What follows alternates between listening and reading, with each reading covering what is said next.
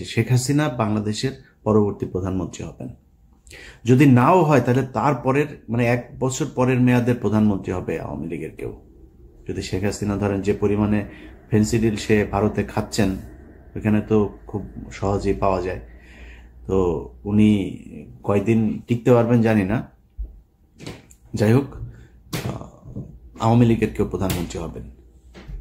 এই কথাগুলো কেন বলেছিলাম, আমার কাছে মনে হয়েছিল কি যে বিপ্লবের এটা আসলে ডিরেকশনটা ঠিক মতো যাচ্ছে না। কারণ হলো আমরা ধরেন বিপ্লব নিয়ে অনেক নাচানাচি শুরু করেছিলাম, আমরা তো জানতাম না 5 তারিখের পরে আসলে এই 5 তারিখে এইভাবে হচ্ছে, কিন্তু ভারত তো সবই জানতো। তারা তাদের মতো করে সুন্দর করে তাদের প্ল্যান বিতে কে কে থাকবে, আসিফ নজরুল সহ কারা কারা এখানে প্রথম আলোর যে পুরো গংটা এরা কি করবে, এই জিনিসগুলো তারা জানতো, ওইভাবে সেট আপ করেছিল। যে কারণে তার পরপরই এই যে প্রধান উপদেষ্টার এই যে প্রেস সেক্রেটারি শফিক সহ আসিফ নজরুলের ঘনিষ্ঠ যারা যারা আছে প্রথম আলো এদেরকে এখানে বসিয়ে দিয়েছেন, তারা তাদের মতো করে চালাচ্ছেন। এই দেশের এই যে 5 তারিখের যেই আন্দোলন, যে বিপ্লব, যে স্বাধীনতা, এটা ধ্বংস হওয়ার পেছনে যদি একজন মানুষ, অনেক মানুষই মনে করেন আমি আসিফ নজরুলের ব্যাপারে এত কেন, একজন মানুষ যদি নাকি এটার জন্য সবচেয়ে বেশি দায়ী থাকে সেটা এই আসিফ নজরুল। এর জন্য প্রতিটা জায়গায় সমস্যা হয়েছে। আপনাদেরকে এই কথাটা কেন বলেছিলাম যে শেখ হাসিনাই আবার আসবে, এটা যদি আপনাদের আমি বিশ্লেষণ করতে চাই তাহলে একটা জিনিস বলে রাখি, সেটা হচ্ছে এই যে 15টা বছর শেখ হাসিনা ক্ষমতায় থাকলো, আন্তর্জাতিক বিশ্বের কেউ তাকে সরায় নাই এখান থেকে। ইন্ডিয়া একদম সরাসরি তাকে সাপোর্ট দিয়ে গিয়েছে, কিন্তু আন্তর্জাতিক বিশ্বের অন্যান্য দেশগুলোকে যে এই ব্ল্যাঙ্ক সাপোর্ট দিয়ে রাখা সম্ভব হলো কেন? কিসের জন্য করা হয়েছিল? কিসের জন্য হাসিনাকে কেউ সরাইতে পারে নাই? আন্তর্জাতিক বিশ্ব থেকেও কোনো চাপ কেন আসে নাই?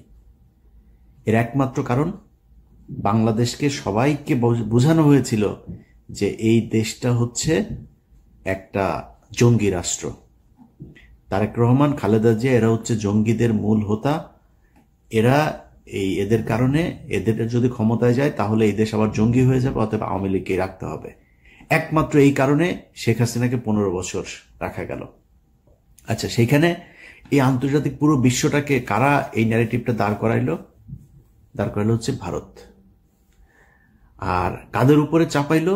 আলেম সমাজ, বিএনপি, জামাত, তাদের উপরে। তার মানে প্রধান যে বিষয়টা 15 বছর যেই কারণে হাসিনা ক্ষমতায় থাকতে পারলো সেটা হচ্ছে এই যে আমাদের দেশকে জঙ্গি রাষ্ট্র তৈরি করার যেটা, সেটা। এটার সাথে একটা বড় অংশ কে ছিল? প্রথম আলো। যদি এটা হয়ে থাকে যে ইন্ডিয়ার কারণে আমরা 15 বছর আসতে পারি নাই, তাহলে আমাদের প্রধান কাজ ছিল এই স্বাধীনতার পরপর ইন্ডিয়ার ব্যাপারে পদক্ষেপ নেওয়া। কোনো পদক্ষেপ নেওয়া হয়েছিল? ভারতের সাথে কে কত পারে ঘষাঘষি করার জন্য সবাই চেষ্টা করলো। আমাদের প্রধান শত্রুকে আপনি পাশে রেখে তারপরে দেশ চালাবেন, দেশে আবার অস্থিতিশীল পরিস্থিতি আসবে না, আবারও হাসিনা আসবে না, হাসিনা এসে আবারও 15 বছর না 1500 বছর বাংলাদেশ শাসন করবে না, ভারতের সাথে একসাথে হয়ে যাবে না, এর কোনো গ্যারান্টি দিতে পারবেন? তাহলে করেন নাই কেন? প্রথম আলো যে কিনা সরাসরি, আমি নিজে আমার এখানে আমি 21শে আগস্ট, বিডিআর হত্যাকাণ্ড থেকে শুরু করে বিভিন্ন জায়গায় দেখাইলাম যে প্রথম আলো কিভাবে কিভাবে এই কাজগুলো করেছে। অথচ মির্জা ফখরুল ইসলাম আলমগীর সোজা যায় সেখানে করলো কি? প্রথম আলোর উপরে আঘাত মানে হইল গণমাধ্যমের উপর আঘাত। এই আঘাত সে কোনোভাবেই, সে শেখ মুজিবের ব্যাপারে কি বলল? শেখ মুজিবের ছবি করলে তারপরে এটা তার বুকে চিনচিন করে, হ্যাঁ, এসব কথাবার্তা। তো প্রথম আলো আর ইন্ডিয়া আপনার সমস্যা না, তাই আপনার সমস্যাটা ছিল কারাই 15 বছর? মির্জা ফখরুলের তো সমস্যা না। এই বক্তব্য যেদিন শুনেছিলাম সেদিনই মনে করেছিলাম আর বাংলাদেশের পলিটিক্স নিয়ে কথাবার্তা বলে লাভ নাই, নিজের মতো করে কিছু টাকা পয়সা কামায় তারপরে চুপচাপ থাকে। কিন্তু মির্জা ফখরুলই তো বিএনপি না, মির্জা ফখরুল মানেই বাংলাদেশ না। এই বাংলাদেশের লাখো লাখো কোটি কোটি বিএনপি জামায়াতের কর্মীরা, নেতারা অনেকে আছে, যারা আসলেই ভারতকে অপছন্দ করে, প্রথম আলোকে বাংলাদেশ থেকে উৎখাত করতে চায়, তাদের জন্য তো আমাদের পাশে থাকা উচিত। মির্জা ফখরুলের একটা ঘর জামাই আছে, ওই যে ফাহাম আব্দুস সামাদ ফাহাম নাকি যেন, এই ঘর জামাইটা এতদিন মির্জা ফখরুল অস্ট্রেলিয়াতে যে আওয়ামী লীগের কাছ থেকে যা ভাগটাক পাইতো এগুলো নিয়ে ওইখানে দিত, বউরে নিয়ে থাকতো। এখন সে বউ নিয়ে বাড়িতে এসেছে, গ্রামে মানে দেশে এসেছে। প্রতিদিন বিভিন্ন গণমাধ্যমে দেখি সে বক্তব্য দেয়। এতদিন কই ছিলেন? ওনার মেয়ের তো উচিত ছিল এখানে এসে তারপরে এগুলো নিয়ে নেতৃত্ব দেওয়া, কথাবার্তা বলা। বলে নাই তো, কোনো কিছুই করে নাই। এখন এসছে, কারণ এখন এই যে আবার লুটপাট শুরু হয়েছে। খবর নেন, যান। মির্জা ফখরুলের ভাইয়ের অত্যাচারে তার এলাকার লোকজন ঘরে থাকতে পারে না। বাংলাদেশের সবচাইতে বেশি আওয়ামী লীগের লোকজনকে পুনর্বাসিত করা হয়েছে মির্জা ফখরুলের এলাকায়।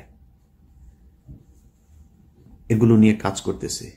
এখন দিচ্ছে না কেন? বিএনপির অনেক মানুষজন ফোন করেন, ভাই এখানে এটা হচ্ছে, এখন দিচ্ছে না কারণ বিএনপিকে আসলে এখন করলে বিএনপির ভেতরে সমস্যা থাকবে, এরকম দুই একটা নেতাও থাকবে এই টাইপের, কিন্তু পুরো বিএনপিকে তো আপনি কালার করতে পারবেন। আমার এর পরের দেশের নেতৃত্বে কে আসবে? আপনি বিএনপিকে যদি সরেন তাহলে তো এটা মানে একটা ডিপলিটিসাইজেশনের দিকে চলে গেল। তখন আপনি কি করবেন? কাকে আনবেন? এখানে একটা অন্য তৃতীয় পক্ষ আসবে, সেনাবাহিনী আসবে, ইন্ডিয়া সেই সুযোগ নিবে। সো আমার সেকেন্ড চয়েস হচ্ছে বিএনপি। অতএব এই কারণে বিএনপির বিষয় নিয়ে বিএনপি চাঁদাবাজি করে, এই করে সেই করে, নানান অভিযোগ। আমি বলে বিএনপি নিয়ে কোনো কথা বলা যাবে না। বিএনপিকে নিয়ে বলার সময় আছে, অবশ্যই বিএনপিকে নিয়ে কথা বলা হবে, কিন্তু এখন না। যে কারণে এগুলো নিয়ে কথা বলি না। কিন্তু মির্জা ফখরুলরা এই কাজগুলো করছে। এখন মির্জা ফখরুলের তো কোনো সমস্যা হবে না। মির্জা ফখরুল তো আওয়ামী লীগের সাথে মিলেমিশে 15 বছর খুব শান্তিতে ছিল। সে একদিন এক ইয়েতে ক্যাবিনে ছিল, মানে আটক হয়েছিল। আটক হলে তারে নিয়ে সুন্দর করে 5 স্টার হোটেলে পর্যন্ত রাখা হইতো। মির্জা ফখরুল সহ কয়েকজন বিএনপির নেতা আছে, সবাই না, কয়েকজন, এদেরকে রাখা হইতো, খুব আরামে রাখা হইতো। তো এই লোকগুলিকে আপনার ওই ক্যাবিনে রাখার পর একদিন সে একজন বিএনপির, নাম বললাম না, বিএনপির এক নেতার সাথে সে বলছিল যে খালেদা জিয়ার কথা বলছে, এই মহিলার কারণে, এই মহিলার মাথায় সমস্যা আছে, এই মহিলার কারণে এখন আমার এই জেলে আসতে হইল। মানে একটা কর্মসূচি দিয়েছিল খালেদা জিয়া, এটা 2000 ধরেন কত সাল, 20 সাল বা তার বা মানে জেলখানায় যাওয়ার আগের, আমার ঠিক সময়টা মনে নেই, জেলখানায় যাওয়ার আগের ওই সময়টাতে এটা বলেছিল। আচ্ছা, এখন মির্জা ফখরুলের তো সমস্যা নাই, এবং মির্জা ফখরুল এই দেশের এই আওয়ামী লীগের যে চিন্তা চেতনা, সে দেখবেন ছাত্রদল, যুবদল, বিএনপির লোকজনের সাথে তার যে আচরণ, আওয়ামী লীগের ক্ষেত্রে তার আচরণ দেখবেন চেঞ্জ। বিএনপির সাথে প্রচন্ড কর্কশ, সে গায়ে হাত তুলতে যায়, চর মারে, ধাক্কা মারে। বিএনপির লোকজনের কথাবার্তা শুনলেই মনে হয় তার গায়ে আগুন ধরা যায়। এই জেনুইন একটা আওয়ামী লীগের। তো এদের কথা শুনে যদি আমরা কথা বলা বন্ধ করে দিই তাহলে তো সমস্যা। আপনি আওয়ামী লীগের এই যে সজীব ওয়াজেদ জয় সহ আওয়ামী লীগের যেসব ফেসবুক পেজ, টুইটার এগুলো আছে, এগুলোতে আপনি যান, গেলে দেখবেন তাদের মূল কাজ হচ্ছে বাংলাদেশকে জঙ্গি রাষ্ট্র হিসেবে প্রতিষ্ঠা করা। ইংলিশে আপনার ট্রান্সলেট করে তারপরে বাংলাদেশের বিভিন্ন ঘটনাকে তারা পৃথিবীর কাছে মিথ্যা সত্য মিলায়া তারপরে এগুলো ছড়াচ্ছে। তো এই যে কাজগুলো আওয়ামী লীগ করছে, তাদের মূল টার্গেট বাংলাদেশকে এই জঙ্গিবাদ এটার ইয়ে করা। আচ্ছা, এখন আমাদের উচিত ছিল কি? প্রথম উচিত ছিল যে যারা এগুলো করেছে তাদের বিচার করা। এই যে এই ভারত এবং আওয়ামী লীগ এগুলো করেছে, এটার ব্যাপারে শক্ত অবস্থান নেওয়া। আমরা সেই ভারতকে বসায় রাখলাম। আমরা যেই প্রথম আলো কিনা সারা দুনিয়া, প্রথম আলো, ডেইলি স্টার সারা দুনিয়াতে এইটারে আপনার ছড়াই দিল। প্রথম আলো করে বাংলায়, ডেইলি স্টার করে ইংলিশে, সারা দুনিয়ায় এটা চললো। তাদের পাশে গিয়ে আপনি বসলেন, তাদেরকে বাঁচাইতে চাইলেন। তো আপনি একবারও চিন্তা করলেন না যে এদেরকে রেখে এরা যদি নাকি এই প্রথম আলোই তারেক রহমানকে খাম্বা তারেক বানিয়েছে, এই প্রথম আলোই তারেক রহমান খালেদা জিয়াকে জঙ্গিদের প্রশ্রয়দাতা, আশ্রয়দাতা বানিয়েছে। মনে নাই আপনার? এই বিচারটা তো করা দরকার ছিল। আমি বাংলাদেশে যদি নাই কোনো জঙ্গি থাকে, অবশ্যই তার বিচার চাই। বাংলাদেশ ইসলামী শরিয়া ভিত্তিক চলুক, আমি এটা চাই না।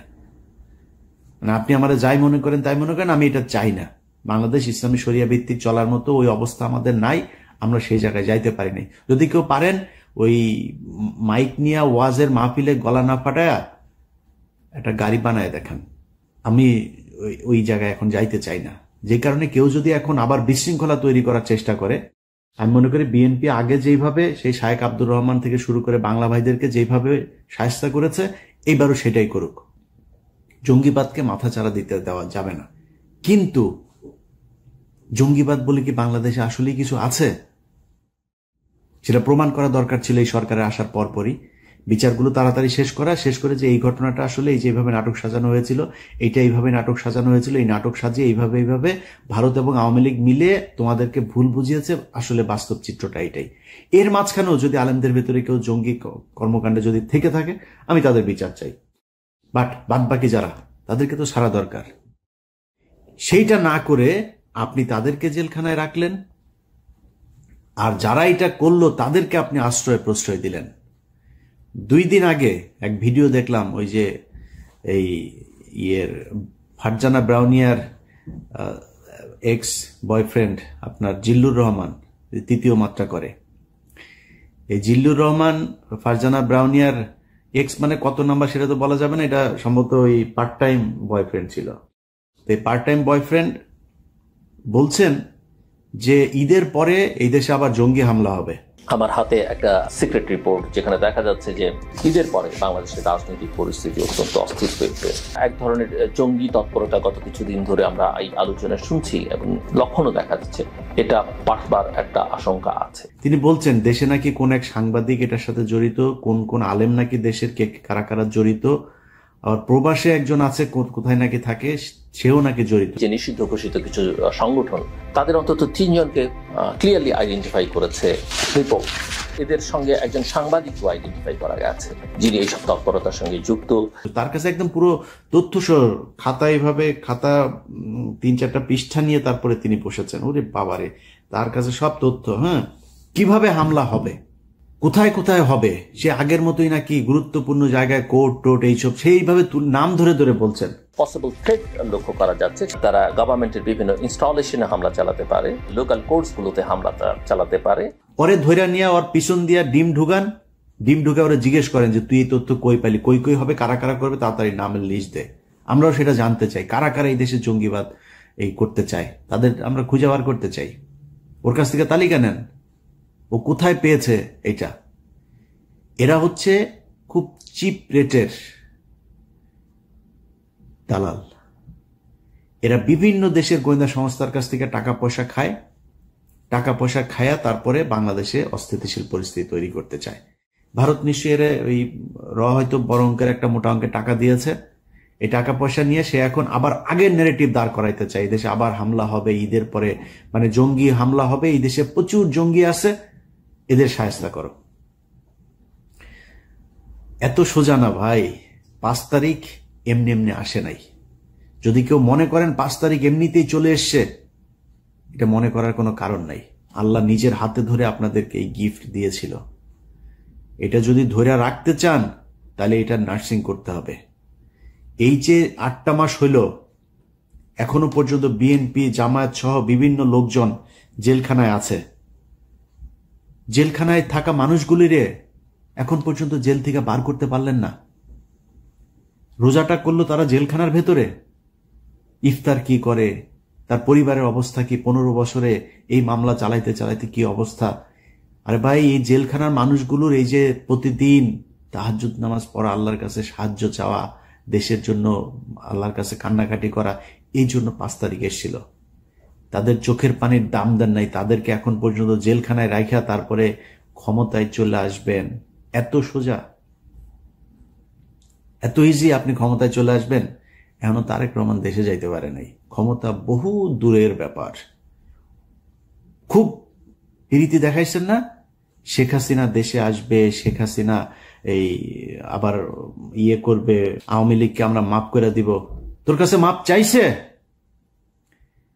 এখন আওয়ামী লীগকে পুনর্বাসিত করবে কি? কোন রিফাইন আওয়ামী লীগ আসবে, নাকি পিওর আওয়ামী লীগ আসবে, আওয়ামী লীগ আসবে, না কোন আওয়ামী লীগ আসবে, সেটা নিয়ে আলোচনা হয়। এই আলোচনা আপনাকে আসতে বলছে কি? আওয়ামী লীগ বলছে আপনার কাছে যে আমরা আসতে চাই, আমাদেরকে র আওয়ামী লীগ নিবা নাকি এই রিফাইন আওয়ামী লীগ নিবা, কোনটারে নিবা, কোনভাবে আমাদেরকে নেওয়া যায় চাইছে আপনার কাছে? এখনো প্রতিদিন হুমকি দেয়, এখনো প্রতিটা দিন বলে যে তারা করবে, চলে আসবে, এদিক দিয়ে আসতেছে, ওই দিক দিয়ে আসতেছে, হুঙ্কার দিতে থাকে। আপনি যে তারা মাফ করেন, আপনি যে তারা নিয়ে আলোচনা করতেছেন, সেই আলোচনার কারণটা কি? আওয়ামী লীগ কবে কোন দিন আপনাকে বলছিল যে আপনি আমরা আমাদেরকে নেওয়ার ব্যবস্থা করেন, আমরা দেশে একটু ফিরতে চাই, আপনাদের সাথে কথা বলতে চাই, বলেছে নাকি? আমরা আলোচনা করছি। আওয়ামী লীগের লোকজন এই গতকালকে আসিফ নজরুল তার প্রিয় আওয়ামী লীগের লোকজনকে কোর্টের বিভিন্ন জায়গায় বসিয়ে রেখেছে। গতকালকেও এত ক্রুশিয়াল একটা সময়ের ভেতরে, কালকে মনে হয় 100 বার আওয়ামী লীগের লোকজনের ইয়েতে দেখেছি শেখ হাসিনা ওই দিক দিয়ে ঢুকছে, ওই দিক দিয়ে তোরে ঢুকায় দেওয়া হবে, ঢুকতে বল। দেশের মানুষ এখনো ওই মেজাজে নাই। সেনাবাহিনীও যদি নাকি তেড়িবেড়ি করে, সেনাবাহিনীর মধ্যম সারি জুনিয়র অফিসাররা বসে আছে, সৈনিকরা বসে আছে, 15 বছর বহুত হয়েছে। তেড়িবেড়ি করার চেষ্টা করলে কোনো জেনারেল তারা বসে থাকবে না, কারণ সেনাবাহিনী এই দেশের মানুষের প্রাণের কথা বলে। এই দেশের মূল রক্ষক হচ্ছে বাংলাদেশ সেনাবাহিনী। সেই সেনাবাহিনী এত সহজে আপনি 2-4 জন জেনারেলের কারণে বিক্রি হয়ে যাবে আরেক দেশের কাছে, এটা মনে করার কোনো কারণ নাই। ঢুকতে বল, অমুক জেনারেল অমুক কর্নেলের কথা শুনে তারপর ঢুকতে বল, তারপরে বুঝবি মজাটা। আয়, এগুলি করা হচ্ছে। এর মাঝখানে আপনি গতকালকে 2 জনের জামিন দিয়ে দিলেন। আওয়ামী লীগ কি করতো? আওয়ামী লীগ যখন দেশে পরিস্থিতি হইতো তখন সবগুলি নিয়ে ঢুকাইতো, জামিন টামিন সব বন্ধ। আপনি এই পরিস্থিতির মাঝখানে 2 জনের জামিন দিয়ে দেন, কিভাবে সম্ভব? এক এমপির বোর্ডে জামিন দিয়ে দিয়েছে, কিভাবে সম্ভব? আপনার এখানে আমরা আলোচনা করছি আওয়ামী লীগকে পুনর্বাসন, এই নিয়ে আলাপই চলবে না। কিসের আওয়ামী লীগ? ওদের বিচার হবে, ওরা রাজনীতি করতে চায় করুক, সমস্যা নাই। আওয়ামী লীগের দেশে রাজনীতি করবে আওয়ামী লীগের নাম দিয়ে, করুক। কে করবে? কোন আসবে? আমরা চুজ করবো নাকি? আওয়ামী লীগের একদম সর্বোচ্চ নেতা থেকে যত সারা বাংলাদেশের পদস্থ যত আওয়ামী লীগের ছিল সবার খুনের দায় এদের বিচার হবে। বিচারের মুখোমুখি হোক আগে, আমাদের আলোচনা হবে বিচার নিয়ে। আপনি তার পুনর্বাসনের জন্য কথা বলছেন, পুনর্বাসন নিয়ে আপনারা আলোচনা করতে বলছে। এত প্রীতি, এটা তো এই 15 বছরের বামবুতে ঠিক হয় নাই এখনো পর্যন্ত। লজ্জা লাগে আওয়ামী লীগের চাই না এটা বলতে। কারণ কি? কারণ হচ্ছে এই যে আওয়ামী লীগের টাকা পয়সা খেয়েছে না, আওয়ামী লীগের সময় বিএনপি নেতার ব্যাংক চলে নাই, গার্মেন্টস চলে নাই, ব্যবসা প্রতিষ্ঠান চলে নাই, চালাইছে তো চালাইছে। যে কারণে এগুলি কি কি লেনদেন হয়েছে এগুলি রেকর্ড তো তাদের কাছে আছে। সেগুলি থাকার কারণে তারা এখন কথা বলতে পারে না। সেগুলি থাকার কারণে আওয়ামী লীগ যেটা শিখাই দেয় ওইটা বলতে হয়। তারেক রহমানের তারা দেশে নিতে চায় না। তো আমরা অনেক কথাবার্তা বলেছি তো গেল, বিশেষ করে 5 বছরে। এবার দেশের কোনো খারাপ পরিস্থিতি আসলে আমরা পাশে থাকবো না, কারণ যা দেখলাম এইবার, যাকে যেখানে বসানো হয়েছে সে সেখানে যে লুটপাট করার চেষ্টা করেছে। কেউ এই দেশের কথা চিন্তা করে না, এই দেশের মানুষের কথা চিন্তা করে নাই। আপনি ছাত্ররা, আরে বাপ, তোর 100 কোটি টাকার মালিক হলে তুই সেই টাকা কই রাখবি এইটাই তো তুই জানিস না, এখনো সেইটাই শিখিস নাই। তুই টাকার পেছনে দৌড়ানো শুরু করছিস। তোর সাথে যে যারা কিনা মারা গিয়েছে তাদের পরিবারের গুলোর কাছে এখন পর্যন্ত টাকা পয়সা, তার সাহায্য সহযোগিতা, তার পরিবারের পাশে দাঁড়াইতে পারিস নাই। তুই টাকা পয়সা কামানো শুরু করছিস যারে যেখানে বসানো হয়েছে। এই জন্য তো মানুষ, খালি আমি না, মানে আমার চাইতে তো বেশি অবদান এই দেশে যারা রাস্তায় থেকে তারপর মারামারি করেছে, গুলি খেয়েছে, মারা গিয়েছে, অন্ধ হয়েছে, পঙ্গুত্ব বরণ করেছে। এই লোকগুলি আর আসবে না আপনার পাশে। এইভাবেই থাকতে হবে। তো যেটা আগে বলছিলাম যে মির্জা ফখরুলের মতো এইসব কালপিট আওয়ামী লীগের দালাল যারা আছে তাদের জন্য যে কথা বলবো না, এটা না বলে পারি না, কারণ ওই যে সাধারণ মানুষগুলো আছে না তাদের জন্য। বাট আমার মনে হয় আর কি সাধারণ মানুষের এটাই মনে হয় ভাগ্য, এই কোনো পাপ বোধহয় আছে, যেই কারণে আমার কপালে আসলে ভালো কিছু নাই ভাই। এই জন্যই হয়তো এরকম হয়। তা না হইলে এরকম বিশাল একটা সুযোগের পরে এই দেশের মানুষগুলি ঠিক হইল না, মানে মানুষগুলি বলতে এই যে যারা জায়গা মতো বসানো হইলো তারা কেন ঠিক হইল না এটা আমি জানি না, এটার কোনো ব্যাখ্যা নাই ভাই। ও আমার আজকের ভিডিওর মূল কথা হয়েছে যে ভাই, যে জন্য এই দেশটা 15 বছর আরেক দেশের কাছে জিম্মি ছিল সেটা পয়েন্ট আউট করা এবং পদক্ষেপগুলো নেয়া। এটা যদি না নেন কালকে পরশু, এই যে ঝুঁকির ভেতরে আপনাকে থাকতেই হবে। ভারত আপনাকে কখনোই শান্তিতে থাকতে দিবে না, এটা মনে করার কোনো কারণ নাই। অতএব যদি মনে করেন ওই ঝুঁকি, ওই শত্রুকে দমন করতে হবে, প্রকাশ্যে আনতে হবে, প্রকাশ করতে হবে যে ইয়েস আমরা এটা চাই না। এক বিএনপি আর জামাত যদি নাকি প্রথম আলোকে শেল্টার না দিত, প্রথম আলো বাংলাদেশে এতদিন থাকতে পারতো না। অনেকে বলে গণমাধ্যম, আরে ভাই গণমাধ্যমের মাঝখানে অনেকগুলো অফিস টফিস সব জ্বালায় দেওয়া হয়েছে, কি হয়েছে? বন্ধ হয়ে গিয়েছে, কি হয়েছে? করা হয়নি। প্রথম আলোর যেই সাংবাদিকগুলো, এই যে টিপু সুলতান থেকে শুরু করে যেগুলো আপনার জঙ্গি নাটক সাজাইতো, কারোর ব্যাপারে কোনো পদক্ষেপ নেওয়া হয়নি। একদম ওইভাবে প্রথম আলো চলছে, আনচেঞ্জড, এইভাবে আপনি চালায় যাচ্ছেন। তো এই জন্য বাংলাদেশ স্বাধীন হয়নি এবং এইভাবে স্বাধীন রাখা যাবেও না। যে কারণে আমি মনে করি সবকিছু তাদের মতো করে সেট আপ রেখে তারপরে কেউ যদি মনে করেন সামনে নির্বাচন হবে আর সেই নির্বাচনে বিএনপি ক্ষমতায় আসবে, আমি মনে করি না এটা ঘটতে যাচ্ছে। কিছু একটা ডিফারেন্ট, কোনো কিছু একটা যে কোনো সময় ঘটে যাইতে পারে যদি আসল জায়গায় হাত না দেন। আশা করি আমার ভিডিওর উদ্দেশ্য আপনাদেরকে বোঝাতে পেরেছি। সবাই ভালো থাকবেন। আল্লাহ হাফেজ।